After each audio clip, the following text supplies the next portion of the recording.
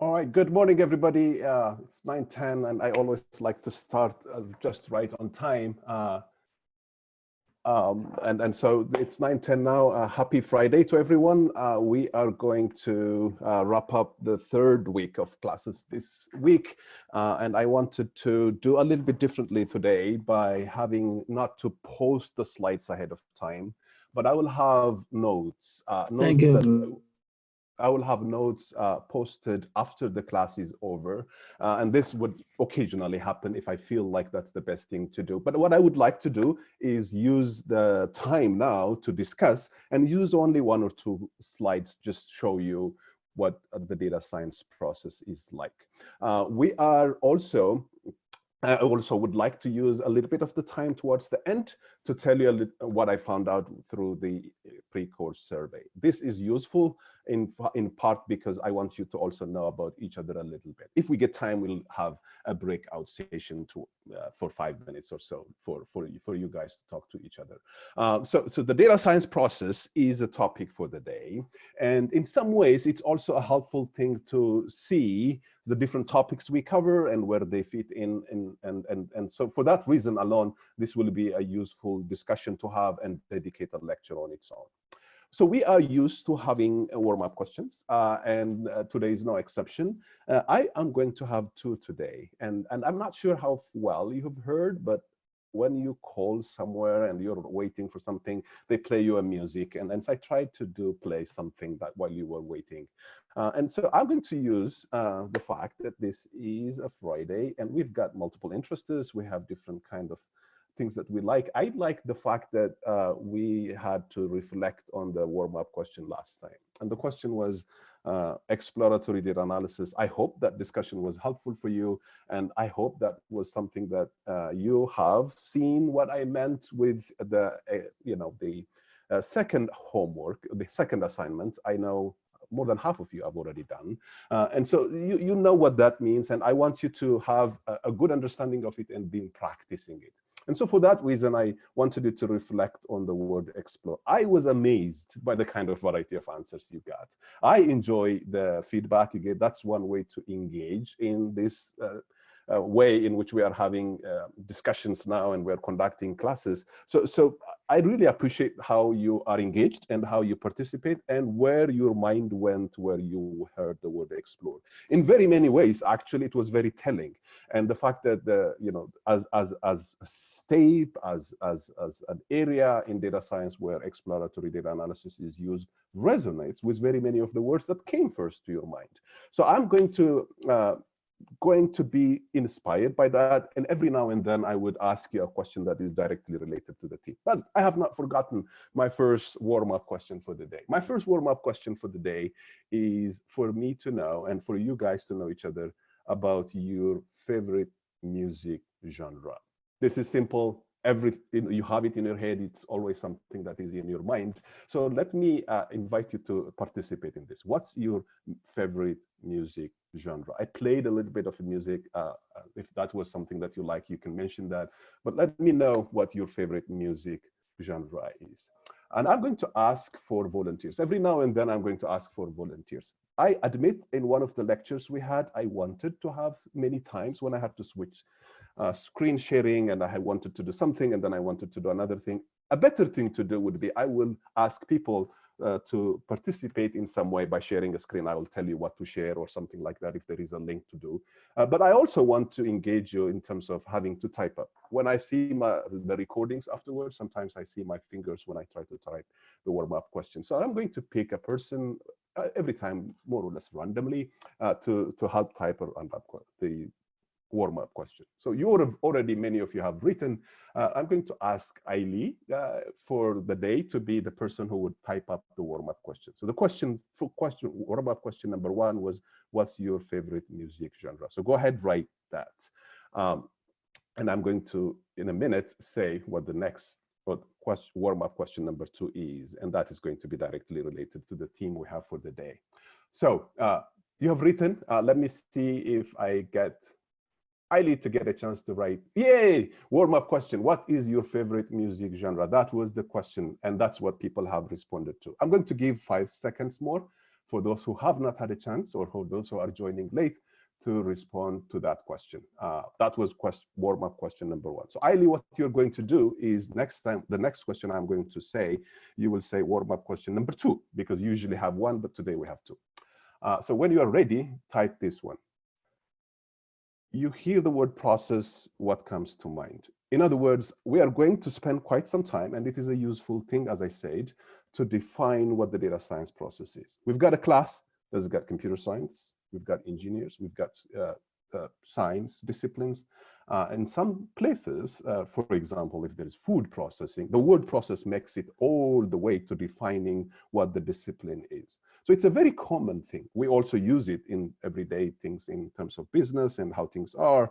And some of us are used to having to define a process so that we know what to follow and how to organize things and things like that.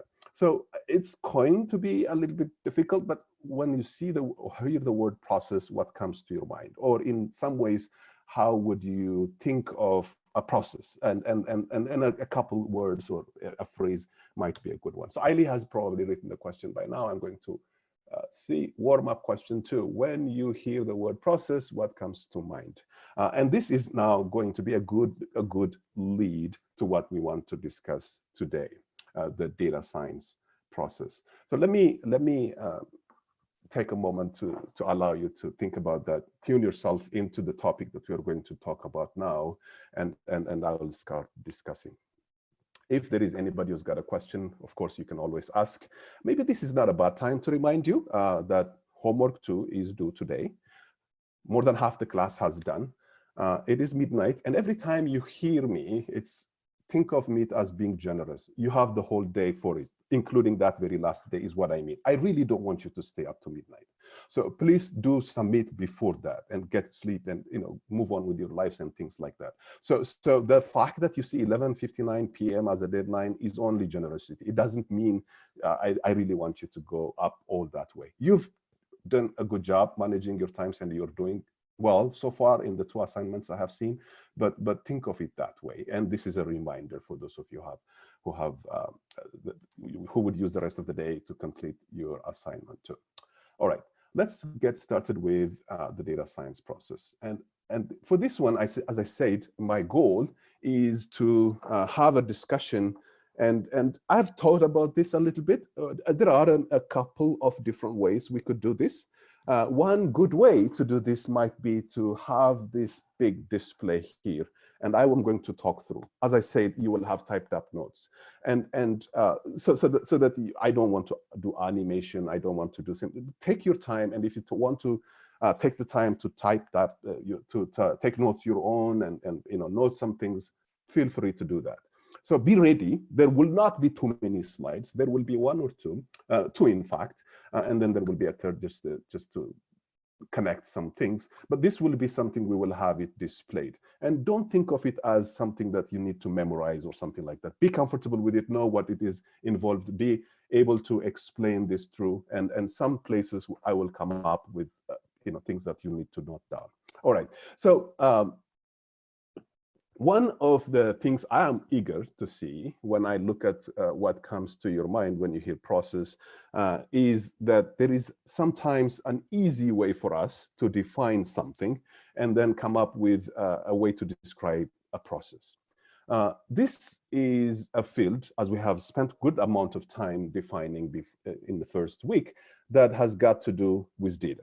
That has got to do a lot with being interdisciplinary. That has got to do a lot with having to get insight. And therefore, one of the ways in which you could define a process, and as we have agreed last time, this is a discipline that is under definition, under evolution. You are the generation to be able to come up with a way to say what it is unique about it without forgetting the fact that it is interdisciplinary.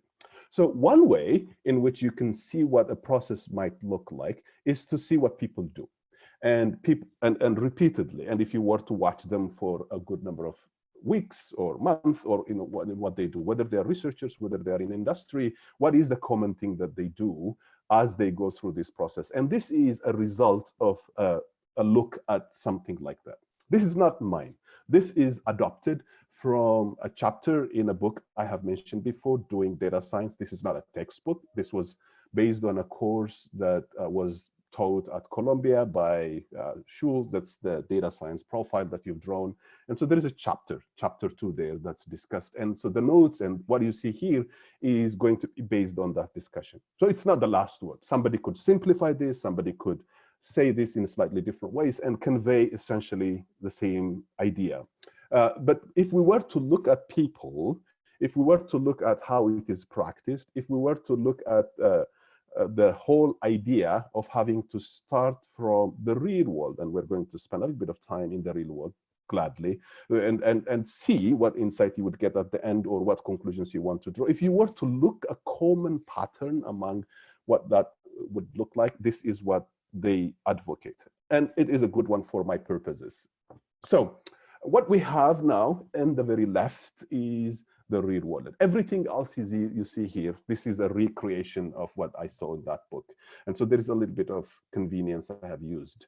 Everything is in blocks. And just to show that what we mean here as a notion, as part of a process is indicated by a block diagram. I kept the round shape for the world just to indicate that we are in the real world. Okay, what do we mean? What do I mean by that? So there are so very many different things that could motivate you to take this class, motivate people to work in the area of data science, motivate us to work with having data as our starting point for having to discover in science, study in customer related things, all of those things. So we have the real world, and the real world here could be Olympics or the US Open. Yesterday, the tennis competition. There is something that is happening. There are numbers, there are people, there is records that you can generate or records that you can break, or it could be somebody is doing something on the internet. You're Googling something, you are interacting with a recommender system, or you are emailing, or you have the real world. And so there are logs that are being generated. Or you could be conducting a poll. If there is election coming up, and so that's a real world. Or you are collecting data through sensors.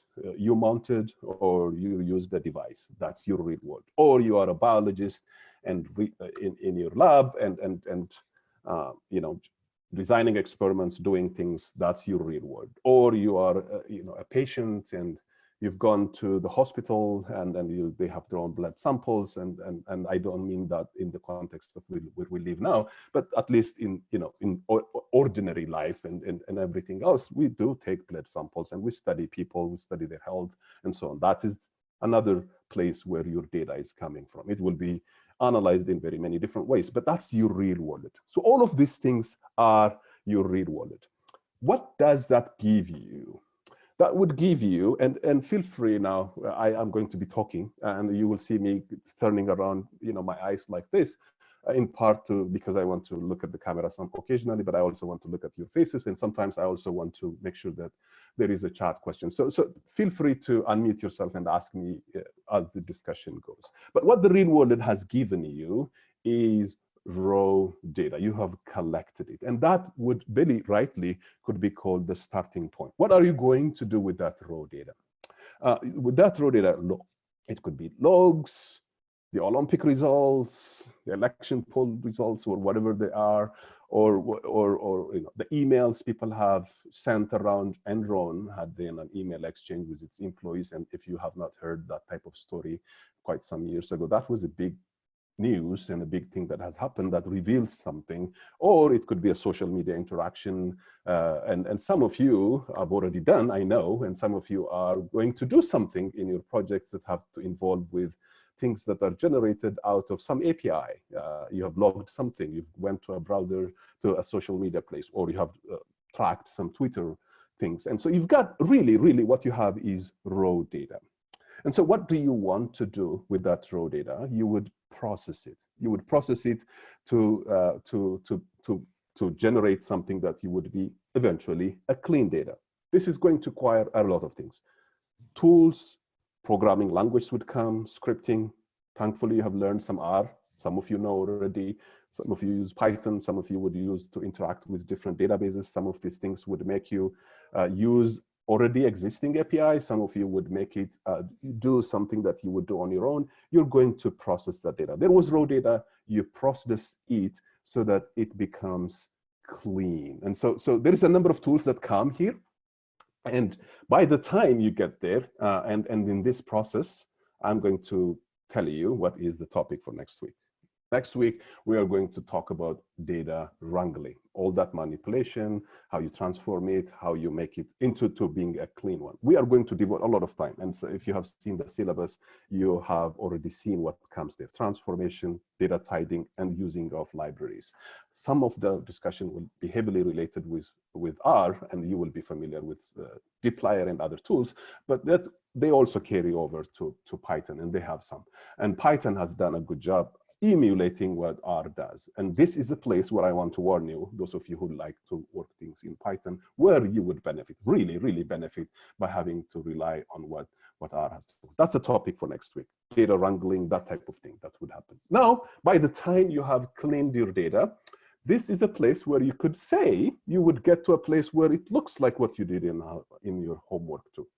There were data sets that were given. You were not doing the thing I told you, but there was more or less a clean data, something that we asked you to read into data frame. Think of it like you've created a table of this, rows and columns where the columns are features or variables and things like that. And then you've got the observations in the rows. This is a clean data. For those of you who are statisticians, this is the place where statistics begins. This is where you would do all of the things that would take you many, many courses and many years to do. And that is the place where traditionally that is, where statistics would begin. You have clean data. What would you do with it then? So if you have followed me along now, there is no animation. I'm walking through and talking through this slide now. So we have come to the third block where we have clean data. Clean data, rows, observations, columns are variables, and we've got a good bunch of them. By the way, this is probably not a bad place to tell you what people mean by big data. That's overused word and sometimes not very helpful, but think about how it would look like when you have something that is a whole lot of observations. You have many things. That doesn't really make it big. We know last time we talked about what makes statistics different from data science. One of the places we said was it's unstructured data. But let's say you have come to a place where you actually have come where it is a clean data. And let's say it also is more of a table, right? A clean data set, a data frame, where you have this one. The thing that really makes it big data, the thing that would make you grapple with many things, is not how many rows you have, it's not how many observations you have, but rather you will have too many things, too many variables, too many, so it will be not necessarily a very, many rows, but many columns. That's what dimensions would mean. People would call about dimensionality reduction and things like that. That's a rich place where you have many things that you can explore, many things that you could do, many things you can be good at, but it's also a place where you would see a slightly different emphasis or different nature of data sets that you would have. So it's not unusual to have very many things. You need to be able to find out what is good and what's bad and what needs to be there and so on. So let's say that we have that clean data. What do? A good data scientist should always do exploratory data analysis. And you have done that. And it could go very far. You could really go very far. What can you find out when you do exploratory data analysis? Lo and behold, sometimes you may find out that there were things that didn't make sense. There was a place when there was age and the number that somebody had put there was 350 when things are counted in years. That cannot be true. I have never seen any person living that long. So you would then say, oh, there's something wrong. So maybe let me go back and connect the raw data, or something that didn't really make sense, or there was an obvious outlier or something like that. So your exploratory data analysis could make you go back and collect the raw data. It could also, in most cases, would help you go forward now. What is the forward for us? It would mean, and I'm going to stop for a second because that is going to be the path where 40% of the class would be building machine learning models, because we have a problem that is about classification. We have a problem that's about regression. So we need to come up with a model that will tell us on things that we have not seen. There's the data that we see here, but what are we going to say when something new comes? We should be able to predict what is going to happen. And so that is what machine learning algorithms would do. So that's what statistical models would do. So your exploratory data analysis, last lecture, we said our data was there, we analyzed it, we explored it to get to a model, not the other way around like confirmatory data analysis would have done, right? So the machine learning model is now coming, that it becomes a way to inform it. But that's not always the case. You would have enough times when you really don't need to do that. That's not what your goal was. If your goal was to clean this data and then have something that would talk about what it is, to describe it, to visualize it. This is actually true for very many of the things that happens now with what we see. Trends, how things are evolving, numbers are increasing, cases are up and down, and that type of thing, which area is, we have spar-ups and so on. I'm talking COVID now. And that type of thing, you need to just visualize. Or you might have had something that was just about knowing what it is and showing it to the rest of the world. So you don't necessarily always, it's not always that what you have is going to need a machine learning model, is not going to be a prediction. It could be purely descriptive. In that case, visualization will be the outcome of your clean data. So we did exploratory data analysis on it. It made us go back to collect raw data, or it made us go build a machine learning model if the problem was about prediction, whether it's classification or regression type of problem. Or the clean data gave us a way to directly go to where we want to go, and that is visualization. That visualization could be generating reports, communicating to the rest of the world, make decisions if you are in that kind of plan, intervention or whatever it is that your visualization has helped you to do. Okay, if we did in fact have a problem that is about building a model, prediction, classification or regression, then we are going to have our machine learning models, and that also could require us to come to visualization. So here is a place where we are going to do something that about, what our visualizations would be, not about the mere data that we have, but also about its model. It's about predictive powers. And there is also a very good room for having to be creative in visualizations there, including, you will appreciate this only when we get there, including talking about how well your model does. That also requires visualization. What would be a good way to say? Sometimes it's just a mere number. You'd say, here's my model, here's its accuracy, and you give percentage. But how does it behave when things are on this end, on that end, this type of data, that type of data, this type of scale? That type of thing would require visualization, or even having to show how well it is doing on the data set that you have, because that would also determine to some degree to talk about your model and its evolution later on, how to make it better. So the visualization now is coming directly from clean data or after you have done your machine learning model. We are now, this looks like a train, paths you go from here. We don't do that in Pullman, so we just walk around or up and down the hills, or maybe we drive. But if you were in a big city, you have metro, and so you'd see how these trains are. So if I want to go from clean data to product, how do I go? And so you'll follow these paths. So I hope you're following me along now. So what I have done is walk you through to the place where it says machine learning models. That one, a very common thing that would happen is you would build a product. Among the things that I was talking about in the real world, one of the things that could happen is people would send you spams. I didn't include it. There are mean people. We get that all the time.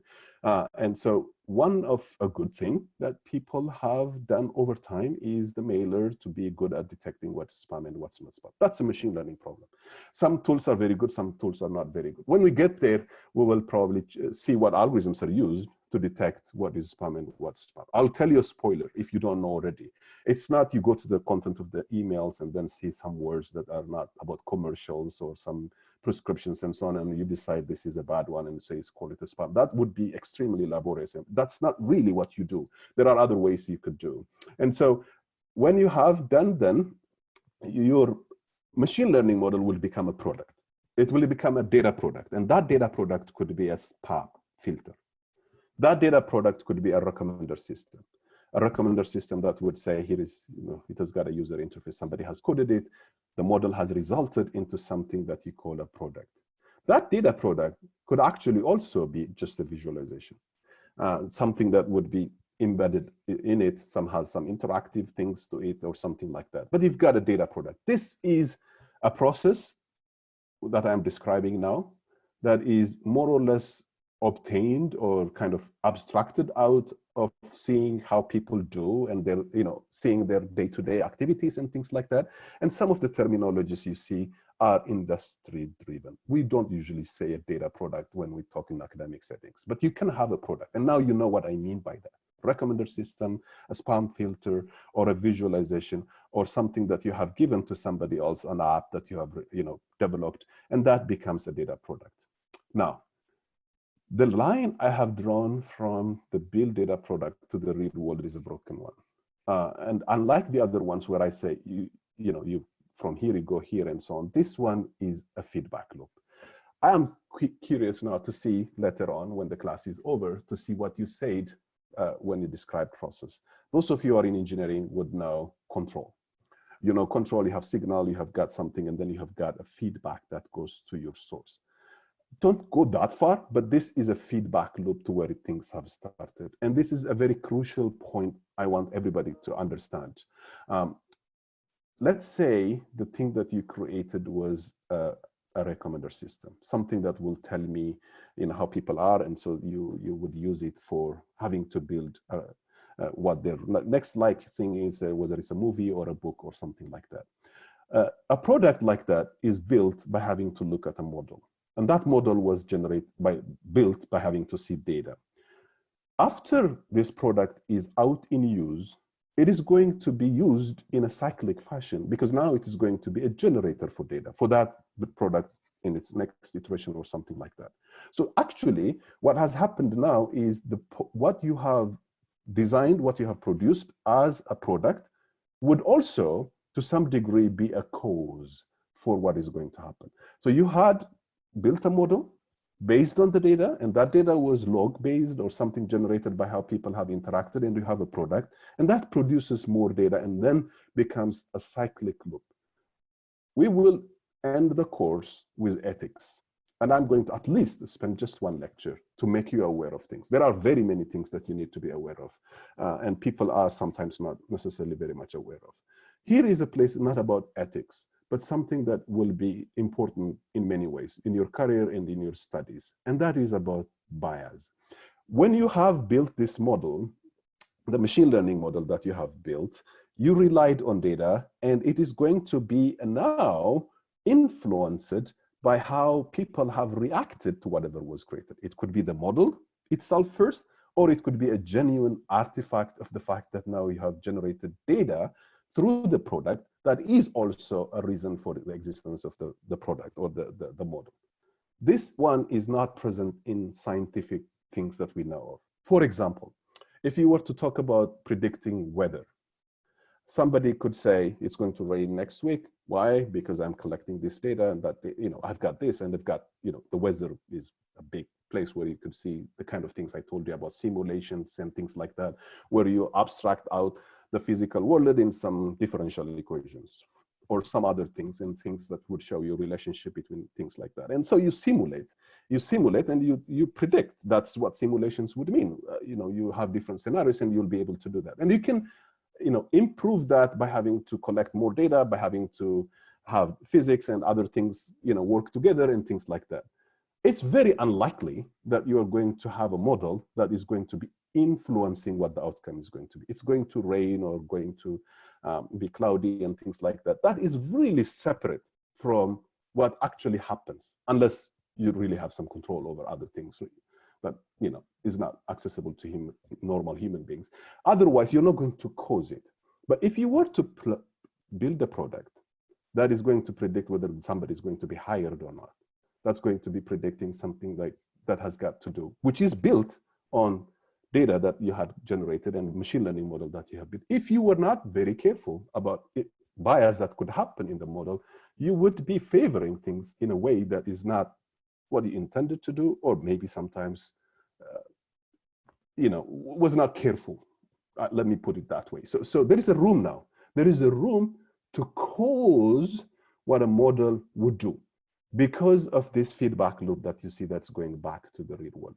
If you have followed me along, you will know it, but I want to emphasize that my notes will tell you this. And you maybe are following along and writing your own notes, but the notes will make you.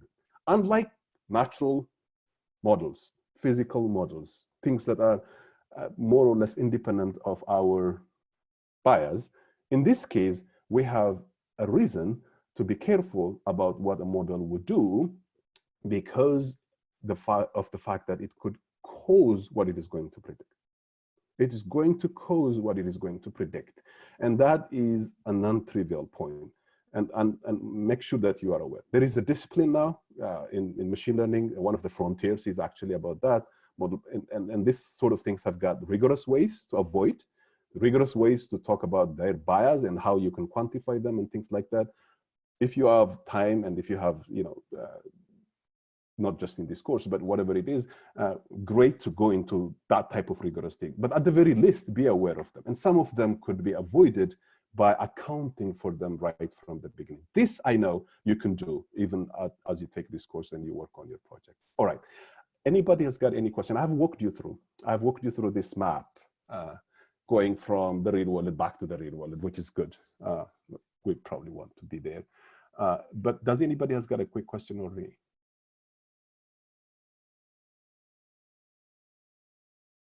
Okay, I'm going to move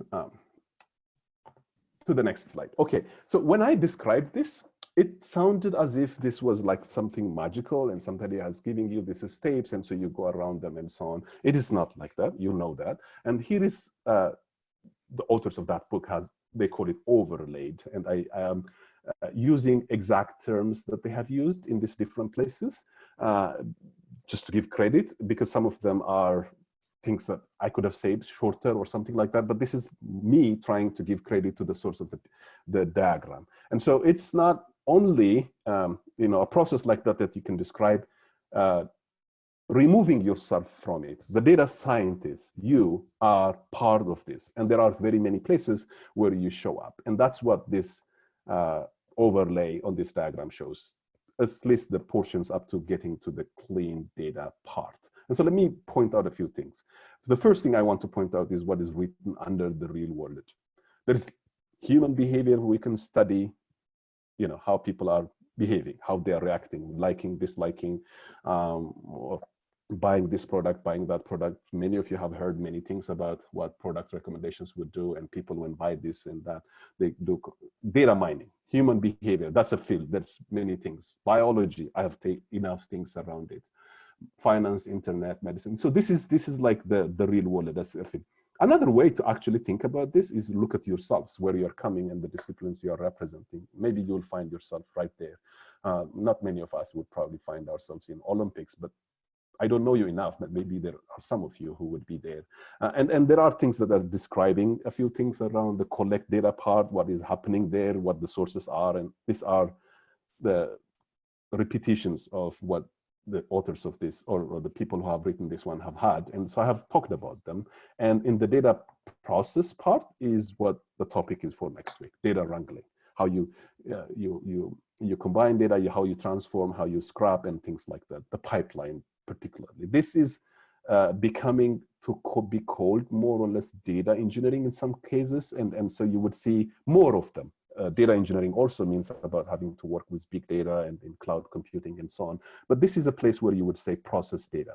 And the clean data part is where you would have to deal with the things you discovered. You saw outliers, you saw missing values, what do you do with them? We will talk a bit about how to handle missing values, for example, or repeated entries and so on. That's a few keywords around clean data. But let's see what I have written on the top. That's where you are.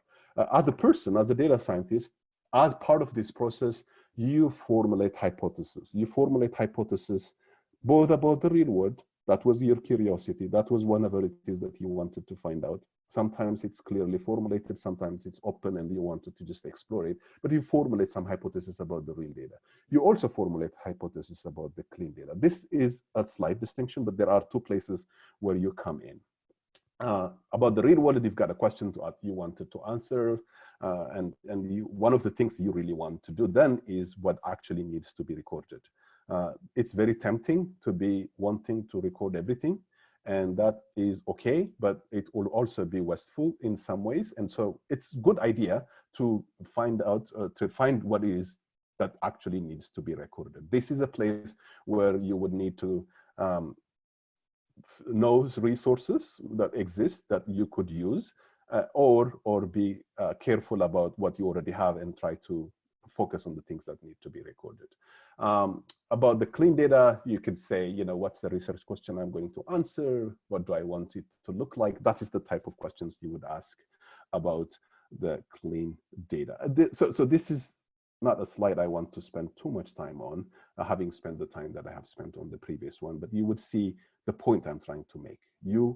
This is not a process where the player, you, or the person who is involved in the process is an observer. You are an integral part of it in very many ways. And in some ways, you should also be the person to decide which ones to follow and which ones not to follow. I want to make a quick connection with the scientific method here. This is going to be a quick one. You've done this sort of thing, I don't know, back in elementary school. You would notice what traditionally we are taught to do when we follow the scientific method. Ask a question, do background research, conduct a hypothesis, test your hypothesis by doing an experiment, analyze your data, draw conclusion, communicate your results. It has got some resemblance in a way, and that's the really one point I wanted to make here. And not all scientific questions need to go through all of these steps. Sometimes we skip some of them because they don't make sense. Similarly, in the data science process I showed you earlier, some of the steps could be skipped because they don't make sense. And so that will be what you would do. Okay, this is the place where I want to start. I'm going to post the notes from this discussion when the class is over. But I want to tell you, let me stop sharing, and I want to tell you what I have found out about the class when I looked at your surveys. But does anybody has got any question for me so far?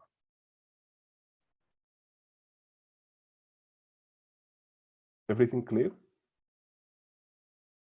Okay, and I'm going to, yeah. So there are some good discussions, and I'm going to probably take some time to look at them and tell you. Let me very quickly show you what I have found about the class. Do you see my screen with the says pre-course survey? Somebody know? Okay. This is a class that has 2, and you already know this. It's some of you are taking it as 475, some of you are taking it as 575, and this is what the class distribution looks like. This is more for me. So you've got about 30 of you who are taking it as 475, and about 45 or 47 of you that are taking it as 575. This may be something you would want to know, especially when you try to make up groups. I would allow, if there is a need, for people to match up if they want to work with an undergrad student. But the distribution between, if I was to split the ones that are doing masters in PhD at the 575 level, this is how you would see. So we've got more or less even, all the 3 of them, more or less, roughly speaking. I asked you if you know R. And this is what I found, and I wanted you to know it, but this is what the majority of the class said about their R background. And there were very few who would say they know a lot. That was what the distribution looked like in terms of R. When it gets to Python, it gets almost reversed. And so many of you do quite some, know quite some R, and some of you know Python, I mean, a lot. This is a good news for me because it would mean that you will be doing something that you are comfortable with, but I want you to learn some R, those of you who are in. Those of you who are in R heavy, it will be a harder climb up to be comfortable in Python, but do take advantage of what Helen has to offer next week. There's only one tutorial, and that's on Tuesday. That was how I saw you. When I asked you if you would be interested in tutorials, many of you said yes, and it surprisingly was true also for Python. What I wanted to show you, and there were questions I asked you, why are you taking this class? I didn't want to show you here, but there was very many interesting things. Research, your job, you're very curious about this, you're very excited about the course and things like that were there. And so if I was to group them in 4 or 5 ones, they would be there, and they were not a surprise to me. But I asked you what programming language you are most proficient in. This would be something that you would want to know about each other. This is a list, and I'm going to flip through some slides now for you to show you.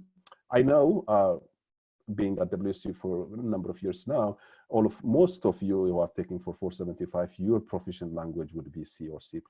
I was surprised to find out some of you, even when you are as 475 student, have actually said Python is the language that you are most proficient in.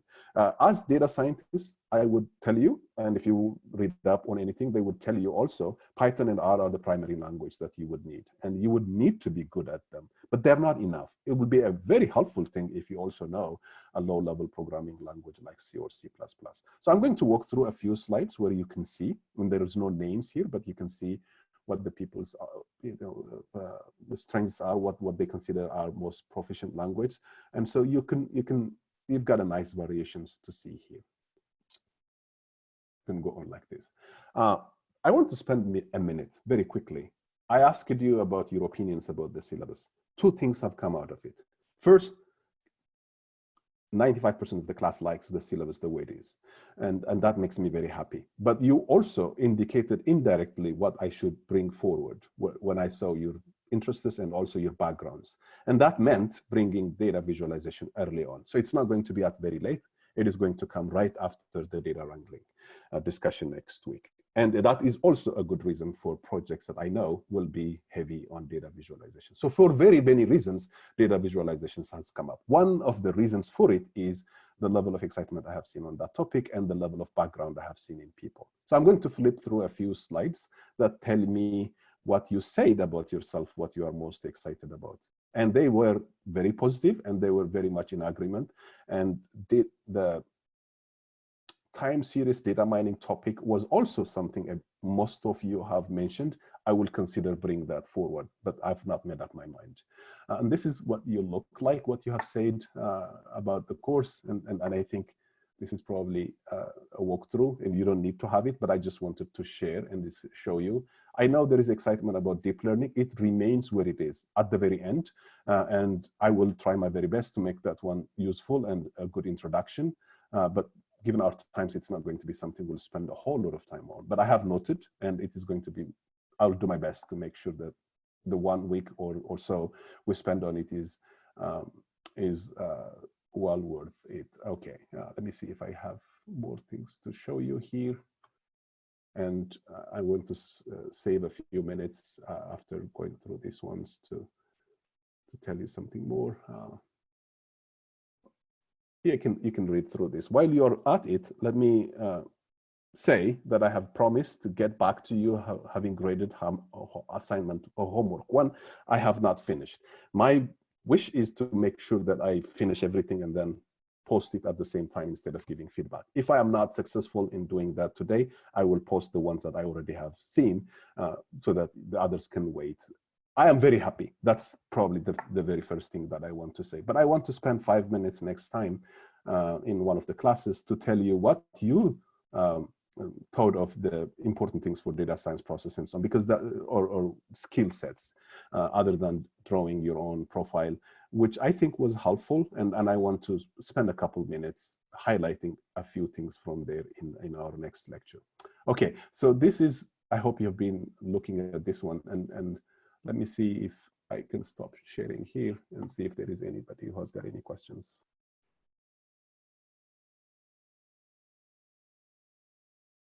Does anybody else any questions for me? I have a question. Sure. We can do the assignment in Python too, right? Just want to make sure. Yes. Assignment 2 you can do in Python.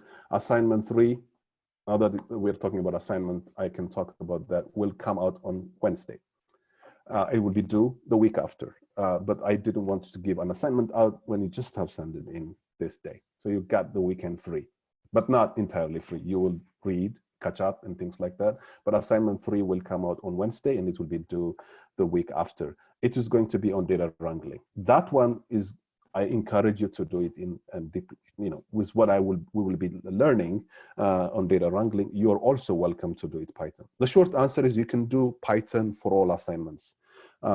You will benefit if you do it in R for the coming one. Very heavily, you will benefit. Otherwise, for assignment 2, you're welcome to do it in Python. I have already said this one, and I know there are not many, but some who have done in Python. R Markdown is an excellent thing to get an exercise on. I have seen most of you have done it in R Markdown. It was something that you were strongly encouraged to do. And that way you know how to put together a document using R Markdown. I also would tell you, I have looked at 1 or 2 assignments and I'm super impressed by what I have seen. But I have to see the other 75 before I make up my mind. 2 is not a good sample size, is it? Anybody has got any quick questions? Yeah, I have a question. I put it in the chat. When we're using R Markdown, do you prefer we put it in HTML or PDF? PDF is what I prefer. So one thing you would find out by now, you have seen it, is you can generate different things for different purposes. For our purpose, when we grade it, when Helen grades it, it will be much easier to go through PDF. In fact, we could also comment if we need to. And so PDF is what I would like to have. Thanks for asking. I'm going to ask you one thing. When the class is over now, in fact, we could do it because we've got a few minutes. I want to know how things are going for you. I want to know how your internet connection is, how the class is coming across to you. And so I have done a very, very, very quick one. So the first survey we did was really learning about you. And it took some time, and it's not a one-time thing. I want to go back and see some things later on for other decisions I would make. But this one is just for me to see how things are going. So I have put a Qualtrics survey. I'm going to put it up on the chat for right now. And I think you have enough minutes. It's 4 or 5 questions very quickly for me to know how things are going. So I want you to complete that. So let me grab that and post it in the chat.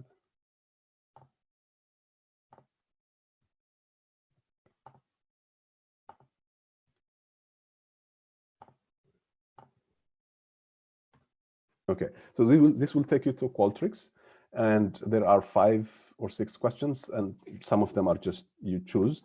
But I think the last one or the last 2 would make you write comments on it. So take your time. I mean, a minute or something to complete that and tell me how things are going. But you're welcome to tell me now. How many of you if you attend the class, you don't have to watch the recording afterwards? But sometimes it is helpful, and there would come time when you would want to go back visit. But for me to know how the video and the audio recording quality is, can somebody tell me if they have ever seen and how they think how it's coming? It's pretty good, is what I hear. Okay. Okay. All right, that's good. So let me then, we have a minute or 2, and let me just then, if you can ask questions if you have, but let me use this time for you to go to the Qualtrics section and complete it. And this will be one thing you can get out of your way today. It was a very helpful feedback for me. This is not evaluation in a way, but I want to know how things are going. I really want to know how things are going and how you're doing.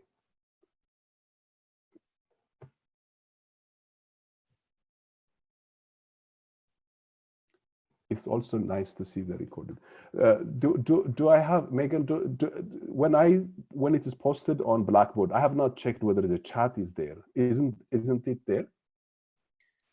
I think I saw it there. Yeah, so it should be off to the side. You can see like the chat. It doesn't like align with the video. But I think if you click on the little tab, like it'll pop up. I see. So what Zoom does is, and I will make sure to let you guys know when the recording is ready, I get a notice, and I cut off the first few minutes because usually there is nothing that happens. Other than that, I don't do anything else. But the audio, the transcript of it comes later on. So I'm not sure if it gets reflected in what you see on Blackboard. But what I see, the first version of what Zoom makes available has got the video recording, including the audio, and the chat in a separate one.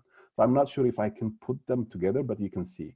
I'm going to be doing this quick chat analytics one, and I'm going to ask for volunteers sometimes. I do enjoy it, but it takes some time. So sometimes I'm going to say, this will be the person who would go through that and tell us what it was like. Is that a good idea?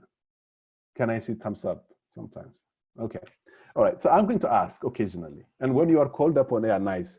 When you're called to do that, jump on it.